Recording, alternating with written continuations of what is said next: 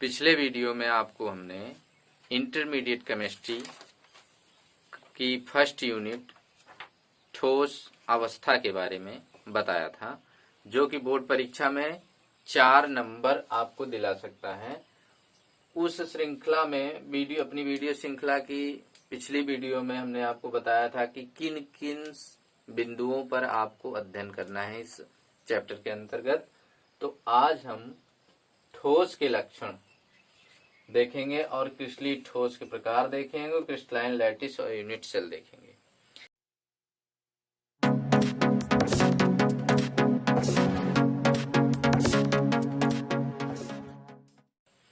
सर्वप्रथम यह जान लेना जरूरी है कि ठोस जो है इतना आवश्यक क्यों है पढ़ना हमारे लिए।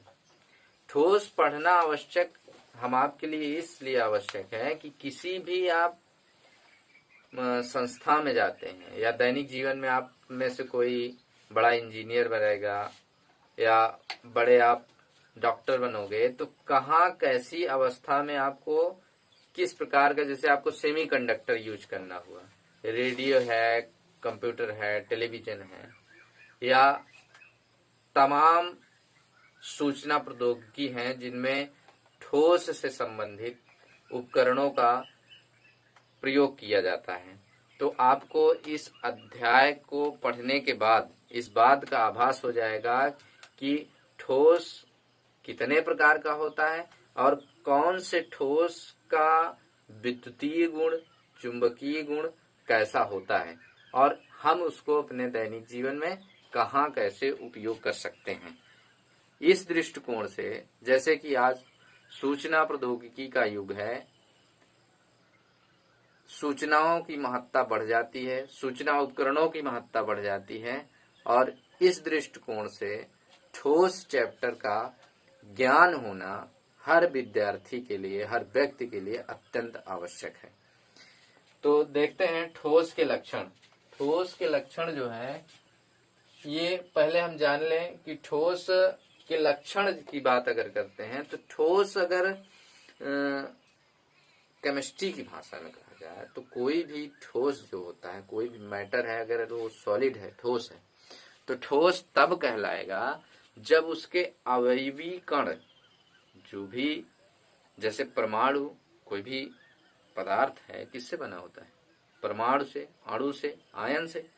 तो उसके जो अवयवी कण हैं, परमाणु के जो अवयवी कण है, मतलब जैसे परमाणु है, आयन है, ठीक है, तो यदि परमाणुओं के मध्य या अणुओं के मध्य अंतराणु आणविक दूरी, परमाणु अणुओं के मध्य अंतराणविक दूरी नगण्य है, ना के बराबर है, तो ऐसी संरचना या ऐसा पदार्थ क्या कहलाएगा? ठोस कहलाएगा। ये केमिस्ट्री की परिभाषा है। जैसा कि आप फिजिक्स में पढ़े होंगे कि ठोस का आकृति और आयतन बराबर होता है। छोटी कक्षाओं में आप बेहतर ढंग से पढ़े होंगे, सीखे होंगे। लेकिन केमिस्ट्री में, रसायन विज्ञान में आपको ये बताया गया है कि इनके जो अवयवी कण होते हैं उनके मध्य जो है अंतराणविक दूरी बहुत न्यून होती है और आकर्षण बल बहुत प्रबल होता है। बहुत न्यून होती है और आकर्षण बल बहुत प्रबल होता है। जैसा कि अभी जो लोग हमारी वीडियो पहली बार देख रहे हैं, या आप ठोस के बारे में कोई ऐसी चीज नहीं है कि जानते नहीं हो, जानते हो। पिछली कक्षाओं में आपने पढ़ा है कि ठोस जो है 2 प्रकार का होता है, क्रिस्टलाइन है, एक अमॉर्फस है, मतलब क्रिस्टलीय ठोस है। क्रिस्टलीय ठोस कक्षा 8 के चैप्टर में आपने देखा होगा। इस प्रकार की जानकारियां दी गई हैं। तो हम आपको बता रहे हैं क्रिस्टलाइन ठोस के लक्षण क्या है, यानी क्रिस्टलीय ठोस के लक्षण है। सिंपल सी बात पहले आप जान लो, जो क्रिस्टलीय ठोस होता है, क्रिस्टलीय ठोस और अक्रिस्टलीय ठोस। क्रिस्टलीय ठोस की जो संरचना होती है, यदि आप उसको काटोगे, क्रिस्टलीय ठोस को काटोगे, तो उसकी जो एजेस बनेंगी, जो फेस बनेंगे, फेसेस, वो एकदम स्लिपरी रहेंगे, एकदम स्मूथली रहेंगे, चिकना चिकना रहेगा। कौन सा ठोस काटेंगे आप? तो क्रिस्टलीय ठोस। लेकिन अमॉर्फस, अक्रिस्टलीय ठोस आप काटेंगे तो इसकी जो सतह होगी रिजिड होगी, खुरदुरी होगी, अक्रिस्टलीय ठोस की सतह क्या होगी? रिजिड होगी, खुरदरी होगी। जैसा कि आप उदाहरण एक एक ले लीजिए। जैसे आप सिंपल सा नमक, जो हमारे घरों में या गांव देहातों में ढोका वाला नमक नहीं खाया जाता है, उसकी एक सतह आप हल्की से काटो तो मालूम चलता है एकदम प्लेन है, स्लिपरी होता है ना, होता है कि नहीं, देखे होंगे।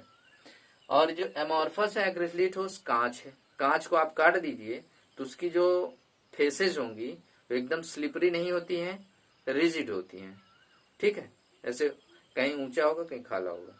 ठीक है, तो उस प्रकार एमोर्फस अक्रिस्टलीय ठोस है। अब इसमें देखिए लॉन्ग रेंज ऑर्डर का मतलब है लंबी श्रृंखला होती है। क्रिस्टलीय ठोसों की एक जो श्रृंखला बनती है वो लंबी श्रृंखला बनती है।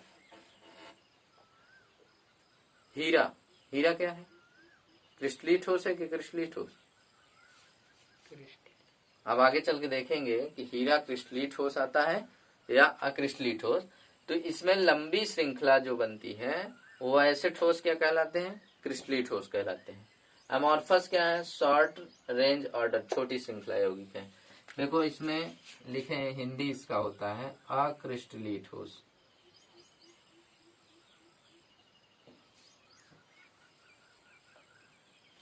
और इसका है क्रिस्टलीय ठोस।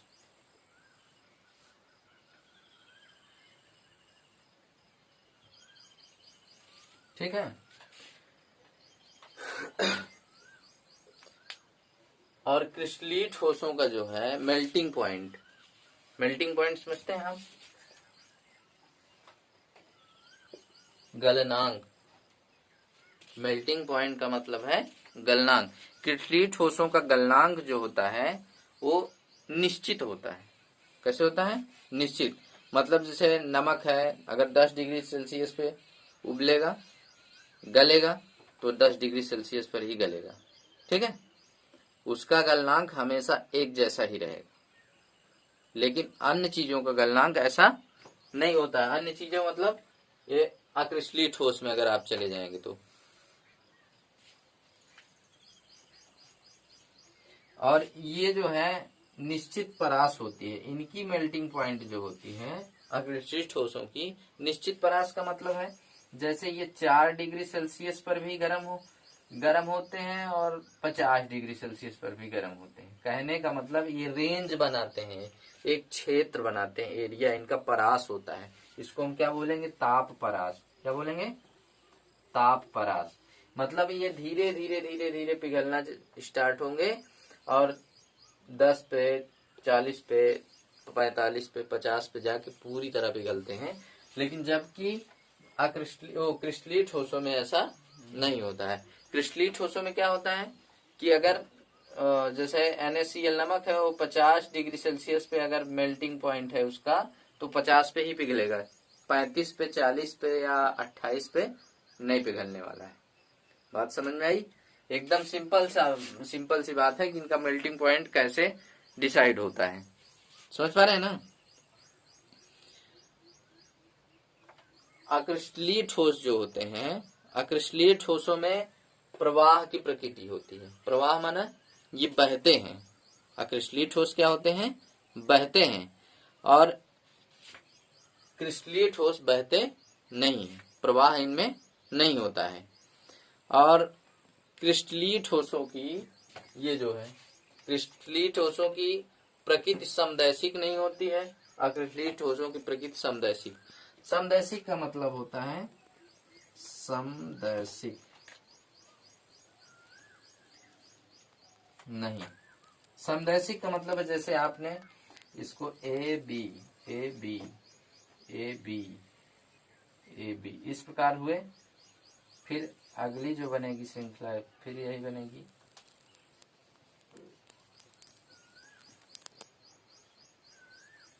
ए B A B A B A B. देखिए आप, समदैशिक नहीं होने का कारण क्या है इसका? जैसे मान लीजिए क्रिस्टलीय ठोसों में आपको हमने बताया कि इसके जो अवयवी कण हैं, जैसे परमाणु, अणु या आयन है, इसी प्रकार से व्यवस्थित है। अगर आप क्रिस्टलीय ठोस को ऐसे काटोगे सीधा, इसकी समदैशिक प्रकृति अगर चेक करना है आपको, तो समदैशिक प्रकृति लेंगे तो यहाँ तो ए आएगा ना, लेकिन अगर ऐसे काटेंगे रो में, ये अगर कॉलम में काटेंगे तो सेम आएगा, लेकिन रो में काटेंगे तो डिफरेंस हो जाएगा, ये भी हो जाएगा, डिफरेंस हो रहा है ना। तो इनकी समदैशिक प्रकृति समान नहीं होती है, यही तो हम बोल रहे हैं। अगर आपको इस प्रकार काटेंगे, इस प्रकार, तब भी समदैशिक हो जाएगा। तो समदैशिक नहीं होगा, क्योंकि इस प्रकार तो अलग आ रहा है, इस प्रकार अलग आ रहा है। ऐसे देखेंगे आप तो फिर डिफरेंस हो जाएगा, अगर ऐसे देखेंगे तो फिर डिफरेंस हो जाएगा। लेकिन अक्रिस्टलीय ठोसों में ऐसा नहीं होता है। अक्रिस्टलीय ठोसों में क्या होता है कि इनको काटने पर, अक्रिस्टलीय ठोसों को काटने पर इनकी प्रकृति कैसे आती है, समदैशिक आती है। कहने का मतलब आप रो में अगर काटेंगे तब पर भी ए आएगा, और कॉलम में काटेंगे तब पर भी ए ही आएगा। ऐसे अगर सीधा सीधा जाएंगे सेम चीजें आएंगी, समझ रहे हैं।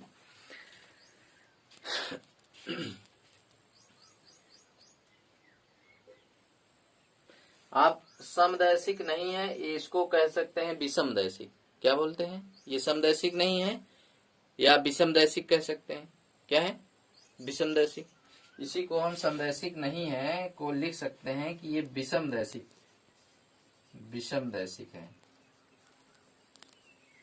और इसको लिख सकते हैं समदैशिक है। समझ रहे हैं ना, ये समदैशिक है।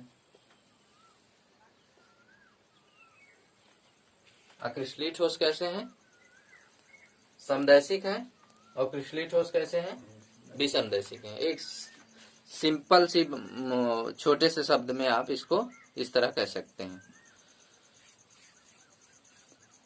अब इतने तो लक्षण हुए और विस्तृत छोटी सी चर्चा रही है जिसमें हमने आपको ये बताया। अब एक चीज सवाल ये उठता है, क्या ठोस जो है क्रिस्टलीय अक्रिस्टलीय के अलावा भी कुछ होते हैं या क्रिस्टलीय अक्रिस्टलीय भी होते हैं। आप सोचिए जरा, क्या क्रिस्टलीय अक्रिस्टलीय के अलावा भी कोई ठोस होता है।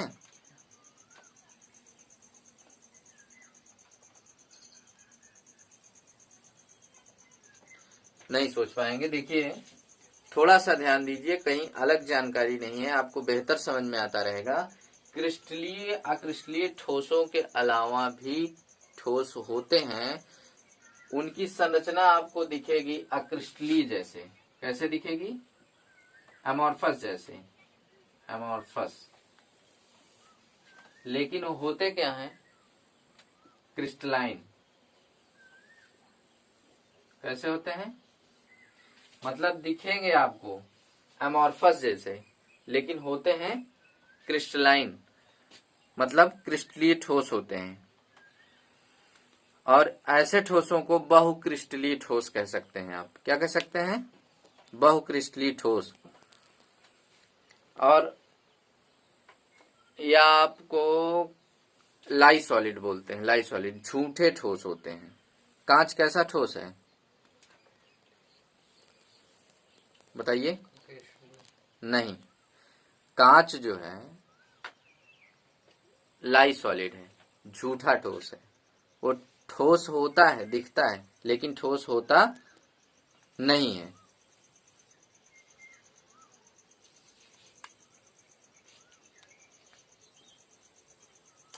कांच जो है झूठा ठोस है। मतलब अक्रिस्टलीय ठोसों में कुछ नाम आपको हम बताते हैं। अक्रिस्टलीय ठोसों में कौन कौन से नाम हैं, जैसे आप देख लीजिए। अक्रिस्टलीय ठोस में आ जाएगा आपका कांच है, प्लास्टिक है, कांच है, प्लास्टिक है, हम जिनका दैनिक जीवन में बहुत सारा उपयोग करते हैं कि नहीं, रबड़ है, ये सब क्या है, अक्रिस्टलीय ठोस है। कांच, रबर और प्लास्टिक अक्रिस्टलीय ठोस हैं।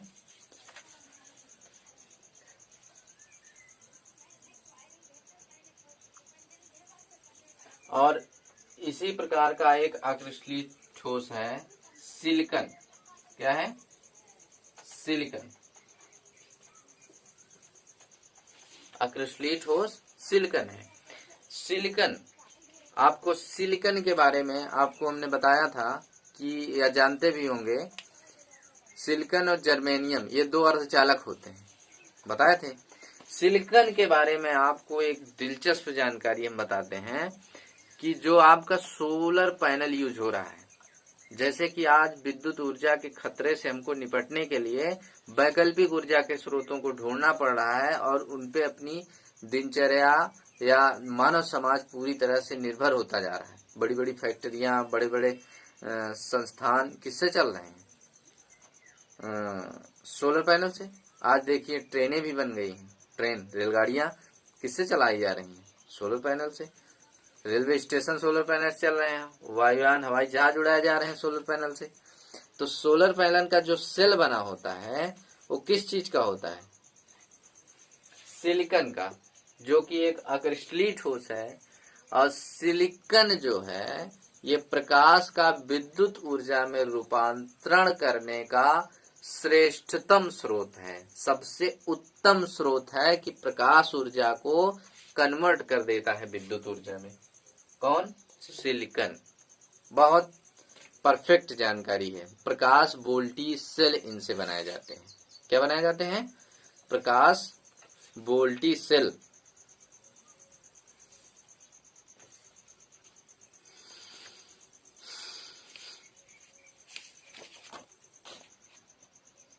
अब आपको कुछ होमवर्क हम इस पे देते हैं, उसको घर पे करिएगा अच्छे से, ताकि समझ में आ जाए। जहां ना समझ में आए पूछ लीजिएगा इसको। कमेंट बॉक्स में अपने कमेंट डालते रहिए। जो प्रश्न आपको नहीं आता है उसको पूछिए, तुरंत आपके प्रश्न का जवाब दिया जाएगा। प्रश्न है, ठोस कठोर क्यों होते हैं? आपसे पूछा गया ठोस कठोर क्यों होते हैं। कॉपी पेन साथ लेकर बैठिएगा और सारे प्रश्न को लिखिए और कमेंट बॉक्स में डालिए। हमारे फेसबुक पेज पर आप अपना होमवर्क पूर्ण करके डाल सकते हैं, जिसको हम चेक करके आपको सही गलत का जवाब भेज देंगे। देखिए, ठोस कठोर क्यों होते हैं? ठोस कठोर क्यों होते हैं?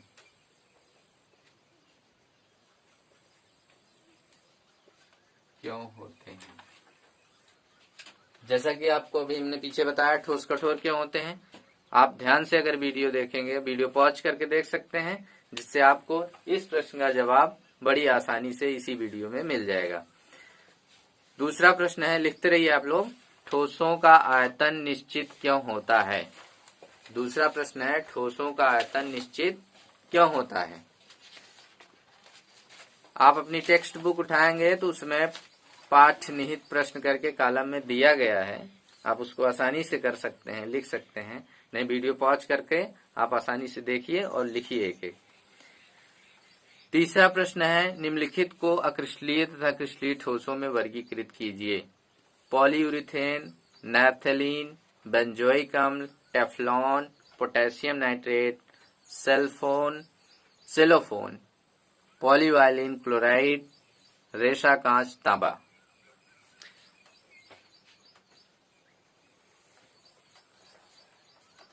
ठीक है, आप वीडियो पॉज करके देखिएगा।